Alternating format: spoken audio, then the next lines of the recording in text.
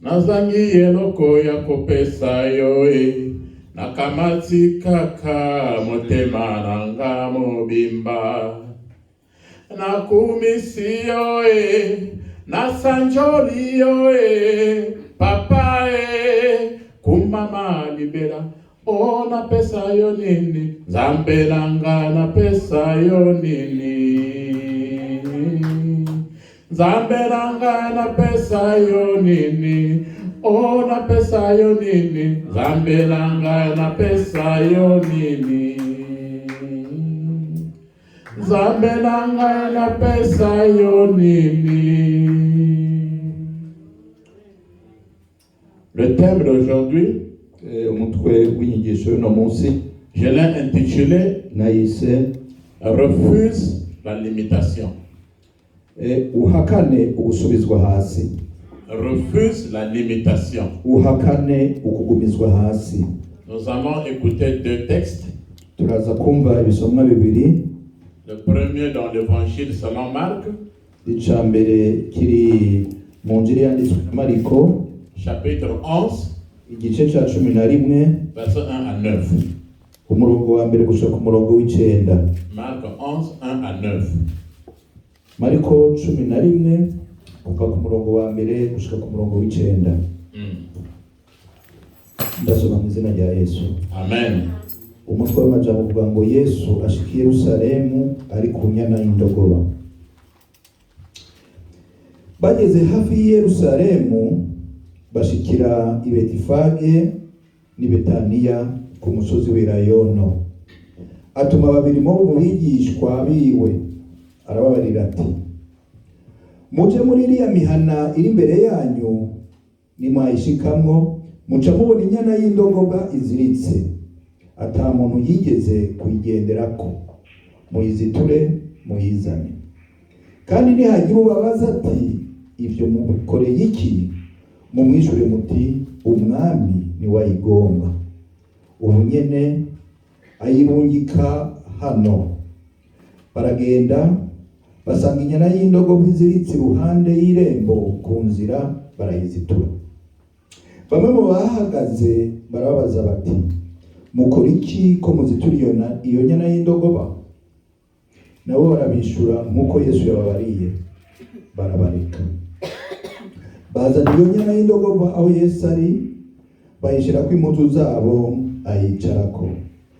Benshi basasa impuzu zabo mu nzira, abandi basasa amasami y'ibiti ayo baciye mu matongo.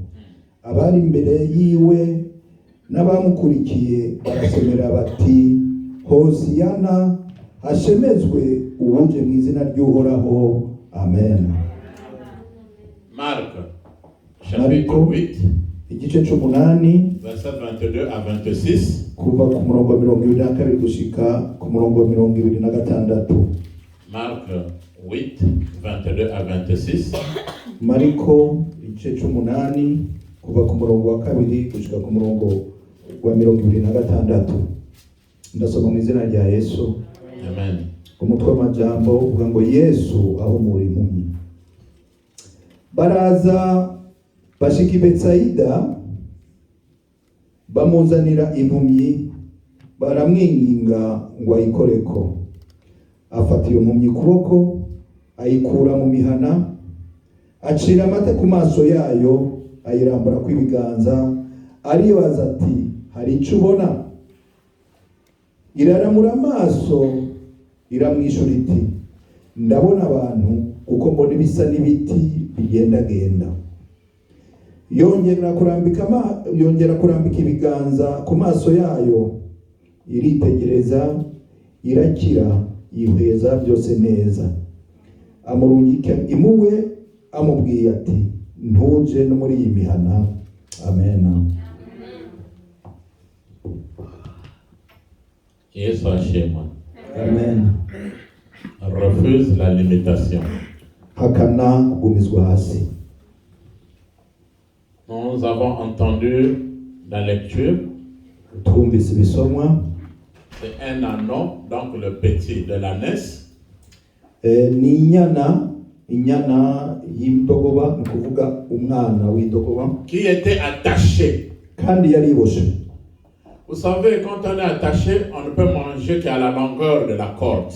Urabizi iyo igikoko kiziritse ntabwo gishobora kurisha aharengana uburebure bw'uwo bugozi. Cet anneau ne pouvait pas aller plus loin que là où il était attaché. Ntabwo indogoba yashobora kugenda ngo irengane aho ubugozi ugarukira. Pourquoi on l'avait attaché? Ni kubera iki bari bayiboshe? Peut-être que l'anneau attendait son jour de la mort. Mumbure yarindiye umunsi wayo wo gupfa. Peut-être que l'anneau était mis en esclavagiste. Canke iyo ndogoba yari yafashwe nk'imbata. Peut-être que l'anneau était pas considéré. Hari n'igihe yoba atamumaro yari ifite. Mais Jésus-Christ dans sa divinité, ariko Yesu mu bwami bwiwe, il avait compris exactement qu'il y avait un anneau qui était attaché. C'était dans un village. Yari yamenye yuko iyo ndogoba iziritse muri uwo mudugudu. Si Jésus-Christ peut voir bien l'anneau qui est attaché, à combien plus forte raison, toi qui es la ressemblance de notre Dieu. Niba ashobora kubona icyo gikoko kiziritse, iyumvire wewe uri umwana wiwe, ijisho ryiwe aho rigera. Cela veut dire qu'il connaît ta situation que tu es en train de traverser aujourd'hui. Bishatse kuvuga ko ibyo uri kuriya cyangwa byose Yesu abizi. Il y a des gens qui sont attachés dans les prisons visibles et invisibles. Hari ababohewe rero mu mabohero ayaboneka n'ayataboneka. Mais nous ne pouvons regarder que vers Jésus-Christ. Il n'y a que lui qui a le pouvoir de détacher. Ariko twebwe amaso yacu tuyahanga Yesu Kristo, kuko niwe wenyine afite izo mbaraga zo kubohora.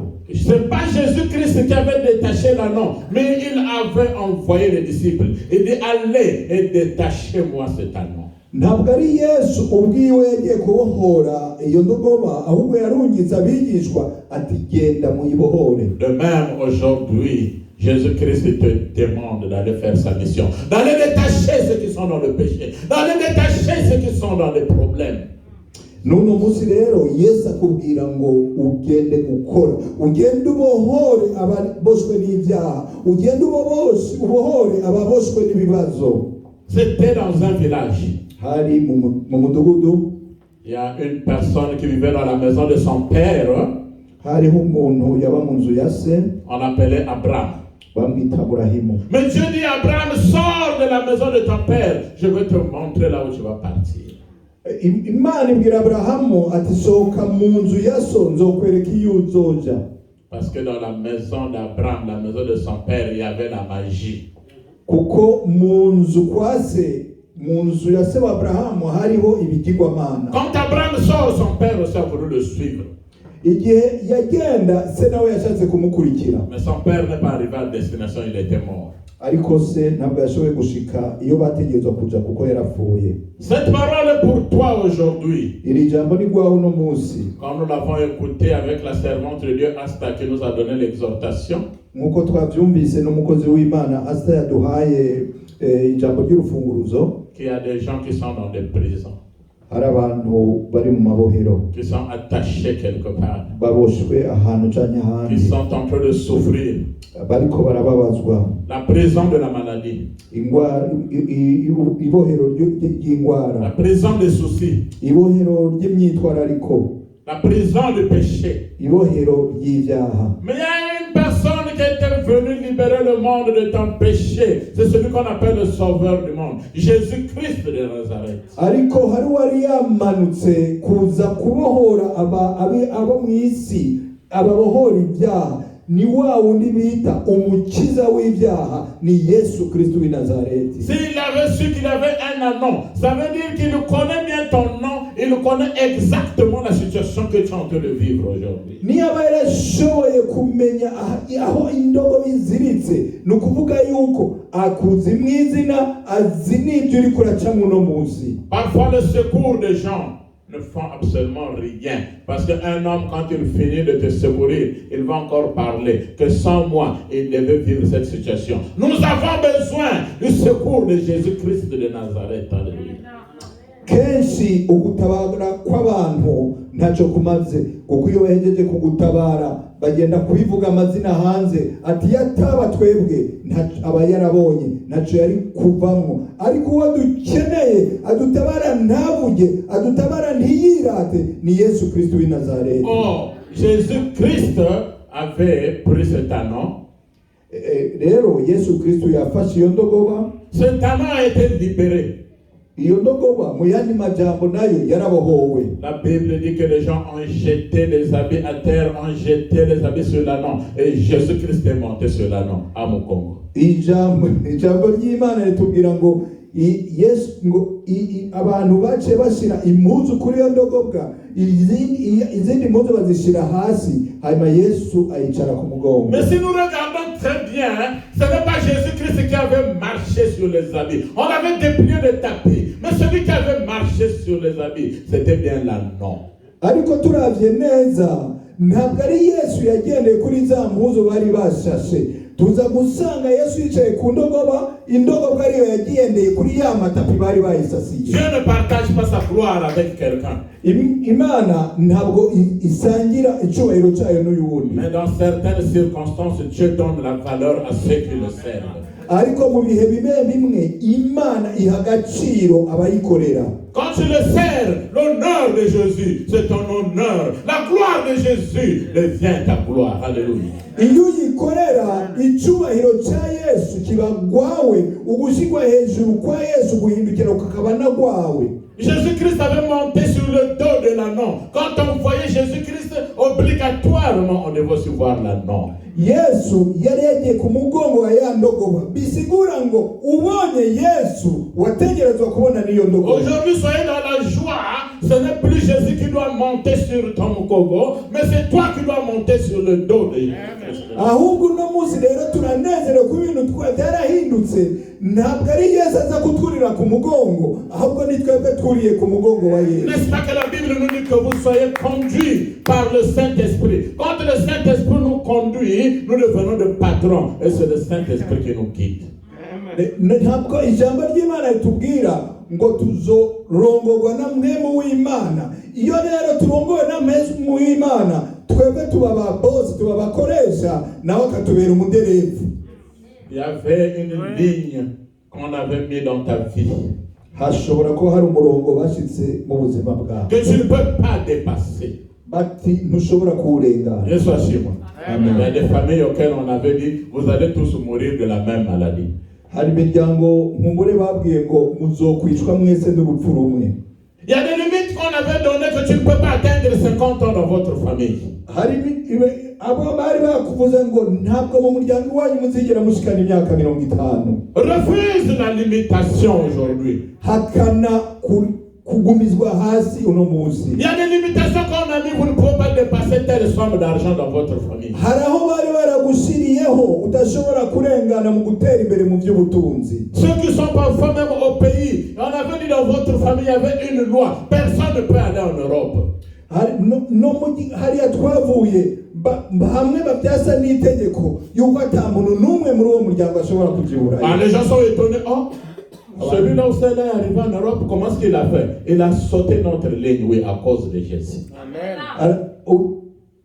Bamwe baratangaye bakubona ugiye bavuga ati mbega nduriya yarenganye wa murongo twashiraho uko nukuri warasimbye kubera ubushobozi bwa Yesu Kristo. On a non qui n'avait pas de valeur avait maintenant la valeur ce jour-là. Ya ndogoba itari ifise agaciro uwo munsi yaronse agaciro. Oui, Jésus-Christ a dit si on vous demande qui vous envoyez, dites que le Seigneur en a besoin. Le Seigneur a besoin de toi aujourd'hui, mon frère et ma soeur. Yesu yari yavuze ati niba bazi igituma muri ko murayibohora muvuga ati ni umwami yantumye kuko umwami uwo munsi yarayikeneye umwami no munsi akeneye wewe. Peut-être qu'on avait mis une limitation de la date. Tu dois mourir à 22 ans. Tu as dépassé cette limite parce que justement Jésus-Christ avait besoin de toi. Continue à le servir. Alléluia. Ngumbure bari baragushikiye kugiye ntarengwa cyukubaho mwisi. Ngumbure bari bagushiyeho imyaka 22 ariko no munsi warayirenganye. Kubera iki? Kubera ko Yesu Kristo yarakeneye gukomeza kumukorera uno munsi uhaguruka umukorere. C'est Jésus-Christ qui fait quitter l'anneau dans un village et l'amène dans la ville. Comme certains parmi nous, on nous a fait quitter des villages pour nous amener en Europe, en Norvège. Qu'il est bon, Jésus-Christ de Nazareth. Ni Yesu Kristu yashoboye gukura iyi ndogoba aho yari iziritse mu mudugudu ikayitwara mu gisagara kinini Yerusalemu. Nk'uko natwe Yesu yadukuye mu midugudu twarimwo akatuzana akadushikana i Buraya, amereze neza uwo mwami Yesu. Refuse la limitation. Wanye kugumizwa hasi. Là on avait dit que tes enfants ne peuvent pas avoir de baccalauréat. Ils doivent toujours s'arrêter au collège. Il n'y a pas de bachelier dans votre famille. C'est quel problème? Aho bari bavuze ngo nta mwana w'ibanya azokwiga universite, bazokwama bamarira bahereza amashuri ahaciriritse. Ni yihe ngoraniyo?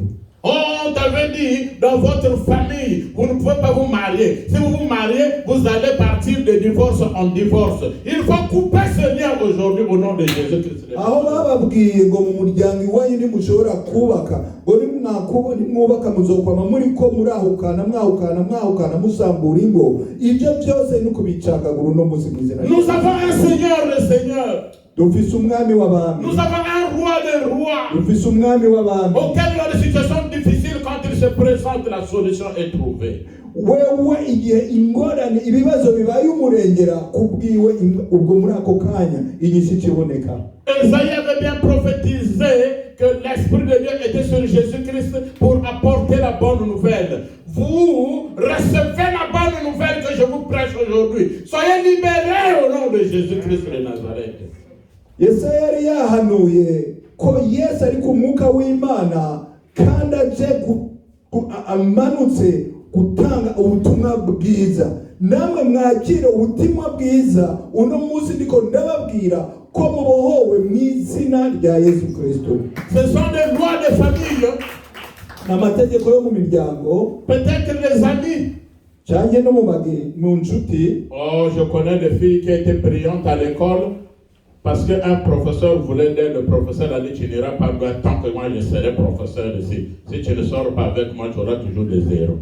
Nzi abana b'abakobwa bari bazi ubwenge mu ishure, ariko kubera abigisha babo akamubwira ati ntabwo uzotera imbere tutagendanye, umwana akananirwa kubera uwo mwigisha. Tu arrives dans une société, on te demande tu es dans quelle loge avant qu'on te recrute. La loi est ici. Il faut être dans la loge avant de travailler ici.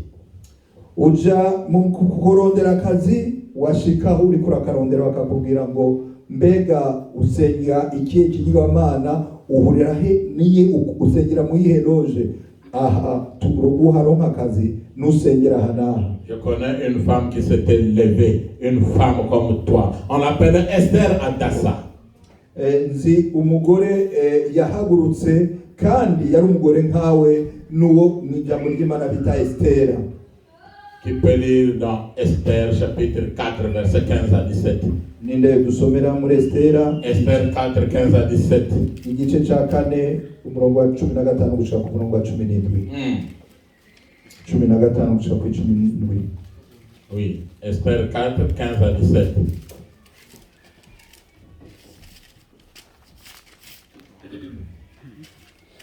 Yesu ashimwe. Amen. Fouillez la Bible.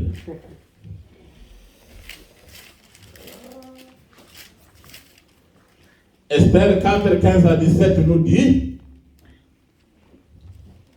Esther 4.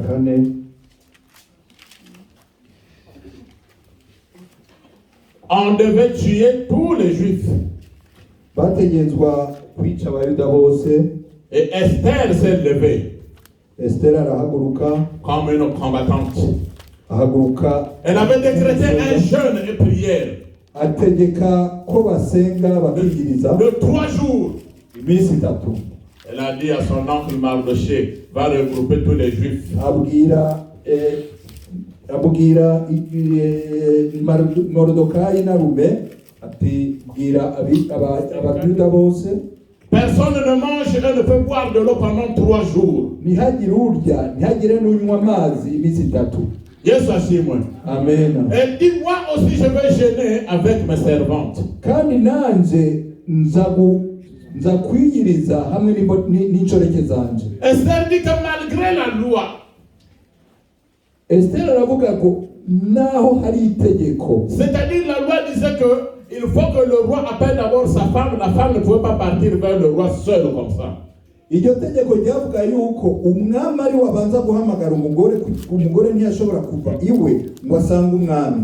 Il dit malgré la loi, je partirai voir le roi. Aravuga ati naho iryo tegeko rihari jewe nzogenda kuraba umwami. S'il s'agit de mourir, je veux mourir. Nihaba ari ugupfa nzopfa. Yesu ashimwe. Amen. Il faut savoir vous lever devant des situations dans la prière. No kumenya guhaguruka mu masengesho igihe hari ibibazo. À un certain moment, s'abstenir même de tout quand tu es devant une difficulté. Lève-toi dans la prière aujourd'hui. Igihe kimwe bisaba kuhagarika byose mu gihe uri mu bibazo ugahaguruka mu masengesho. Uhaguruke mu masengesho no munsi. Et quand ils ont jeûné pendant 3 jours, igihe bamaze rero kwiyiriza iyo minsi 3, on dit que le roi avait changé des idées. Les juifs qu'on devait tuer, on les a plus tués à cause de la prière et du jeûne. Mu ijambo turabona yuko b'abayuda bategerezwa kwica umwami yahinduye ntibabaye bakicwa. C'était une loi. C'était une loi des hommes. Ryari itegeko ry'abana b'abantu. Mais la loi on peut la changer. Ariko itegeko cyangwa ibwirizwa birahindurwa. Oui, parce que nous avons Jésus-Christ qui est au-dessus de la loi. Kuko dufise Yesu Kristo aregeye amategeko yose y'isi. Qu'est-ce que dit la loi de ta famille? None mu muryango wa amategeko avuga iki? Tu ne dois pas réussir dans ta vie. Kuko utazotera imbere mu buzima. Tu ne dois pas avoir des enfants. Kuko utazovyara. Tu ne dois pas te marier. Kuko utazokubaka urugo. Mais dis qu'à cause de Jésus-Christ, je vais traverser cette loi. Ariko babwira ati kubwa Yesu Kristo ayo mategeko yose nzoyasimbuka. Alléluia. Amen. Alléluia. Est-ce qu'on peut acclamer le Seigneur? Jésus-Christ arrive dans un village, deuxième village. Yesu ashika mu kindi gisagara kigira kabiri. Oui, là on amène maintenant un aveugle. Bacha bamuzanira impumyi. Je peux dire qu'il était aussi attaché. Ndashobora kuvuga ko nawe yaraboshwe. Il était esclave. Yari imbohe. Parce qu'un aveugle ne peut pas se déplacer lui-même. Kuko impumyi ntishobora kugenda yonyene. C'est-à-dire quand il mangeait la viande de vache, il ne sentait que par l'odeur, il ne savait même pas de vache, que c'est la vache, qu'est-ce que ça veut dire. Muri majambo ariko ararya nk'inyama y'inka yabyumvira mu mazuru ntiyanamenya yuko ari y'inka. Pour qu'il parte même donc à la douche, il fallait qu'on le tienne pour aller le laver. Agenda no koga bategezwa kumufata. Yesu ashimwe. Même s'il avait une femme, il ne savait pas quelle était la face de sa femme. Donc il sait seulement que c'est une femme en tenant. Naho yoba yari afite umugore ntabwo yari azi umugore wiwe kwaza yamenye gusa ko ari umugore amukozeko. C'est-à-dire qu'il pouvait même boire les urines à la place de l'eau comme il ne voyait pas. Ni nguko yashobora kunywa ibintu bitari ibyo yibaza ko ari amazi. Même quand il faisait nuit, pour lui c'était toujours la nuit. Puisque même quand il fait jour, il ne voit pas, c'est toujours le noir. Est-ce que la lumière du monde peut passer dans ta vie aujourd'hui pour que ça puisse éclaircir toute ta vie? Kuri we rero hama ari mwijoro kuko naho haba ari ku mutaga naho haba hari umuco ntabwo yabibona igihe cyose hari mwijoro. Reka nawe umuco w'ubuzima urengane uboneshereze ubuzima bwawe uno munsi. Il y a des gens qu'on avait fait une limitation. Quand il veut démarrer, il veut progresser, on le retire, on dit non, ta place c'est ici, refuse cela aujourd'hui. Hariho abantu bashiriweho akarimbi iyo bashaka gutera imbere babakwega bagasubira inyuma ati wewe utegerezwa. Ils ont commis l'erreur de présenter l'aveugle à Jésus-Christ. Barihenze rero bereka yampumyi Yesu Kristo. Ils avaient oublié que Jésus-Christ c'est celui qui donne la vie et la vue. Bari bibagiye yuko Yesu Kristo ari watanga ubuzima agatanga no kubona no gukanura. Et Jésus-Christ prend l'aveugle, suivez bien. Il n'a pas béni ou guéri sur place. Il a sorti aussi du village, comme il avait sorti le nom du village. Yesu Kristo rero ahamwumve neza ntabwo yamuhezagiriye muri wa mudugudu yarimo. Yamufashe ukuboko aramujana aramusohora muri wa mudugudu nk'uko nayo ndogoba yasohoye mu mudugudu. Bien-aimé, Bien-aimé, ça veut dire que ce village avait un problème. bakundwa bivuga ko muri uwo mudugudu hari ikibazo. Pourquoi toi qui es en Europe, tu n'avais jamais rêvé l'Europe quand tu étais au pays? Depuis que tu es venu, tu ne fais que repartir au village, dans des forêts, à côté des eaux, dans des marchés, acheter le mukeke, acheter de nourriture. Pourquoi tu repars au village? Kubera iki wewe ukiri muri Afrika utigeze urota i Buraya, ariko ugeze i Buraya wa muri mu isoko muri Afrika, wa muri mu mudugudu wanyu, wa muri kurima ibijumbu, wa muri mu kurya imikeke, uri muri Afrika kubera iki?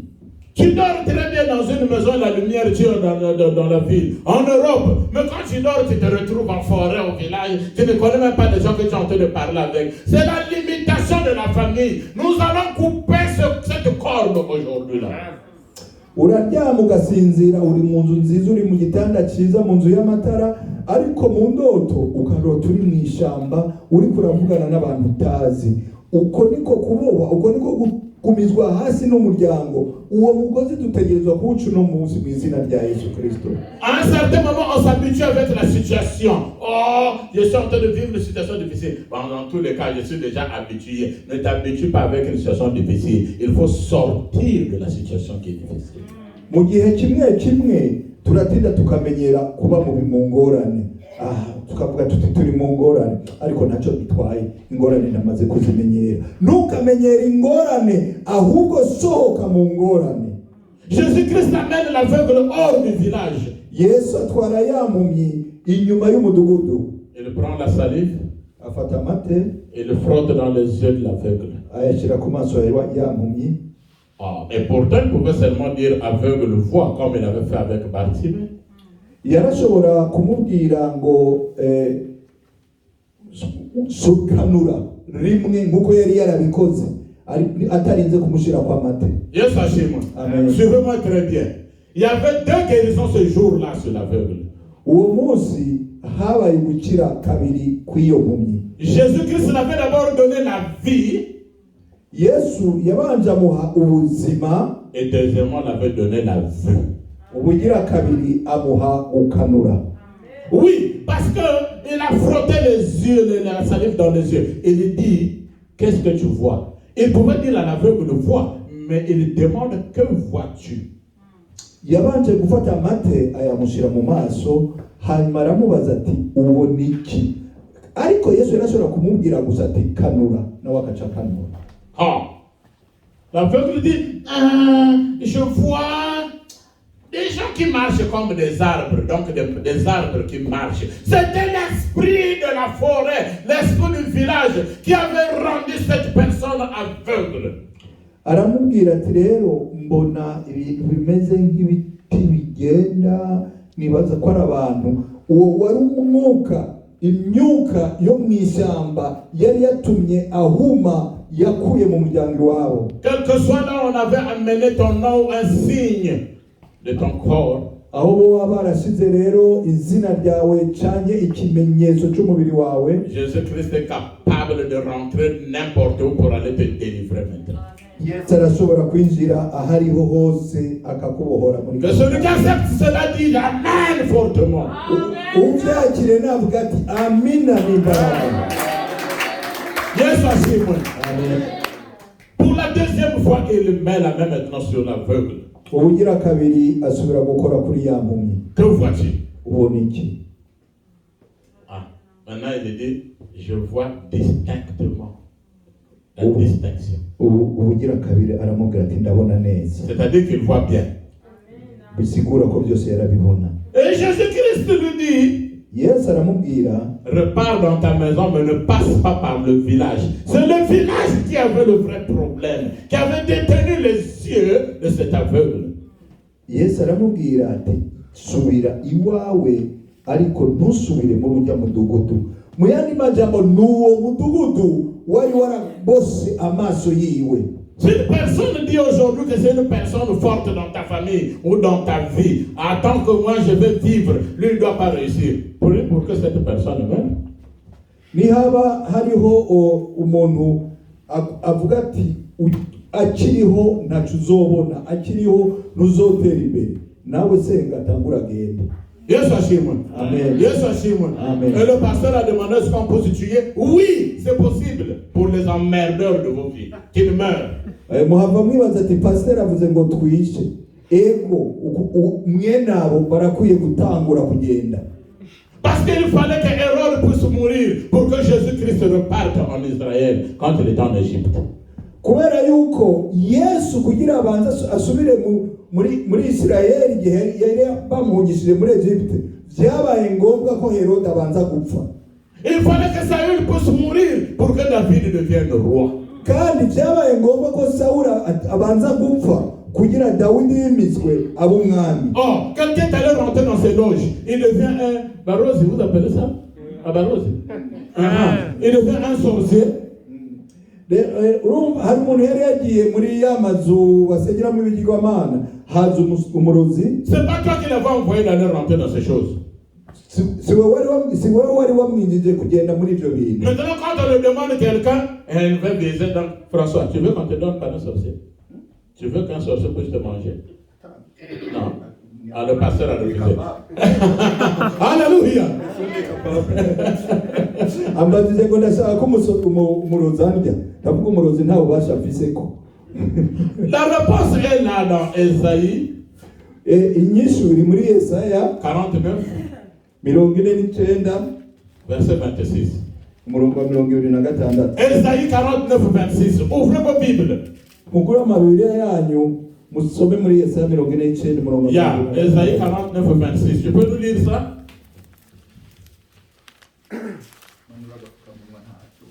Quarante-neuf, 26. Turasoma mu izina rya Yesu. Amen. Abaguhata nzabagaburira inyama yo kuri bo. Esaïe 49, 26. Yeah. Je ferai manger à tes oppresseurs. Yeah. Continue. Bazasinda yabo maraso ntusinda vino iryohereye kandi abantu bose bazamenya ko Uwiteka ndi umukiza wawe. Mon cher, relis ça avec force et efficacité. Amen. usabye ko asubiramo akabisomana n'imbaraga. Abaguhata nzabagaburira inyama yo kuri bo. Bazasinda amaraso yabo ntusinda vino iryohereye kandi abantu bose bazamenya ko Uwiteka ndi umukiza wawe. Alléluia.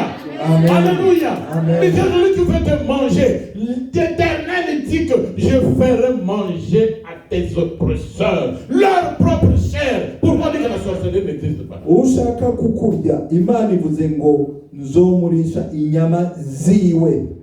C'est-à-dire qu'il voulait te manger, mais Dieu dit qu'il va manger sa propre chair, qu'il meurt. mu yandi majambo Imana ivuze ngo yashaka kukurya nawe narye umubiri wiwe. mu yandi majambo avuze apfe. Vous savez que le sang, dans le monde de la sorcellerie, c'est comme le vin. Et la Bible dit qu'ils vont boire leur propre sang. murabizi ko amaraso mu isi y'umwijima ari nk'umuvinyu. ijambo ry'Imana rivuze ngo bazonywa amaraso yabo. Celui qui est d'accord avec la parole de Dieu, qu'il puisse acclamer pour notre Dieu. uwemerera ijambo n'aho amashimana. C'est une délivrance pour toi et moi. C'est une délivrance pour toi et moi. uko nukubohoka kuri jewe nawe. Au sortir d'ici, kuva aho upfira ngaha il y aura un grand changement dans ta vie. haza kuba ihinduka rikomeye mu buzima Pendant qu'ils sont en train de prêcher, ils sont en train de voir des gens qui sont en train d'être détachés par des cordes. mu mwanya ndiko ndavuga ubutumwa ndabona bariko barabohoka. Or, s'ils avaient dit parfois, tu sais, telle maladie, c'est une maladie héréditaire dans notre famille. Il n'y a pas de maladie héréditaire avec Jésus-Christ. bamwe baravuga ngo iyi ndwara mfite ni indwara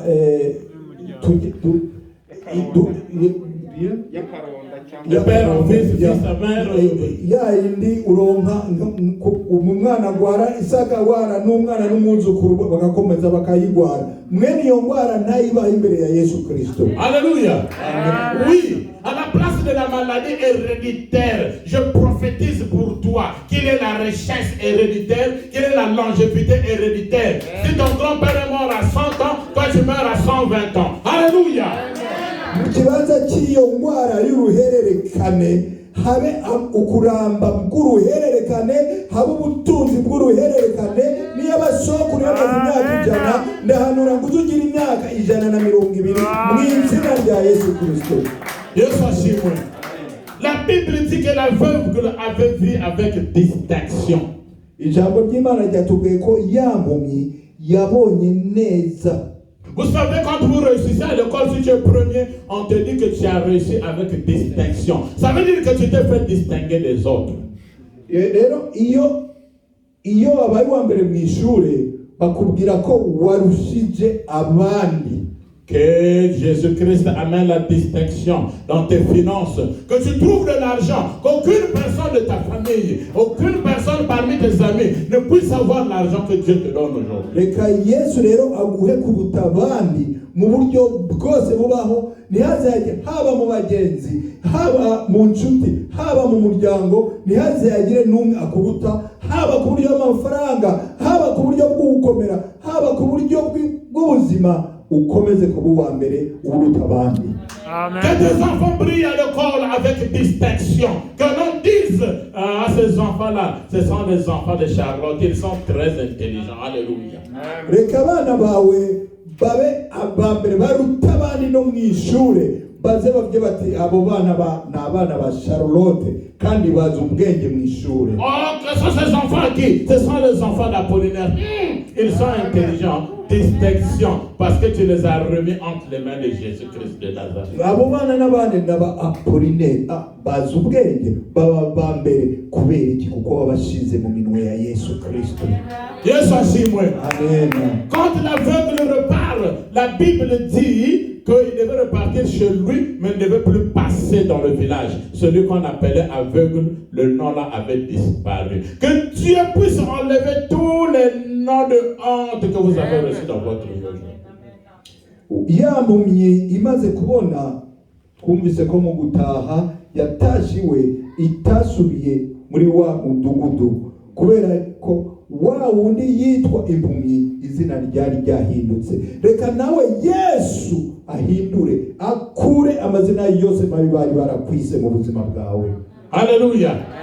Que Jésus-Christ te délivre de l'esclavagisme de péché. Reka Yesu akubohore mu ibohero ry'ibyaha. Qu'il te sort de la corde des pensées négatives ou des stress. Reka agukure mu mugozi w'ivyiyumviro bibi n'umwitwarariko. Quand vous allez dans une piste ou sur une piste, si vous voyez qu'il y a un grand arbre qui a barré le chemin, iyo uriko uragenda mu nzira ukabona igiti kinini gitambitse mu nzira, si tu l'enlèves, ça pèse beaucoup. Ugiye kugikura kiraremeye ntacyo ushobora. Mais prends le nom, saute. Rero subira inyuma witaze ugisimbe. Mais si tu n'arrives pas aussi à sauter, contourne. Ariko nutashobora no kugisimba kizunguru cyo giti. Ça veut dire que l'aveugle avait contourné le village pour aller chez lui. Bishaka kuvuga ko yampumyi yazungurutse cya gisagara mu kugira isubiri wawe. La ligne rouge qu'on a vue devant toi, contourne cette ligne afin que tes ennemis te voient que tu as réussi avec Jésus. Nawe wa murongo bagushyiriyeho uzunguruke uce ruhande kugira abansi bawe babone ko ataho basha bagufise. Que tu sois libéré aujourd'hui. Oh, dis toi-même que je suis libéré à partir d'aujourd'hui. Et que Jésus-Christ m'a libéré aujourd'hui. Et que Jésus-Christ m'a détaché aujourd'hui. Tu ne vas plus vivre ce que tu as vécu dans le passé. La même parole, je t'apporte la bonne nouvelle aujourd'hui qui détache toutes tes cordes qu'on avait attachées sur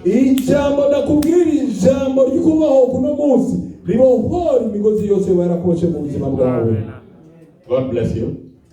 Amen. God bless you. Amen. God protect you. Amen. God protect you and your family. Amen. God give you the power.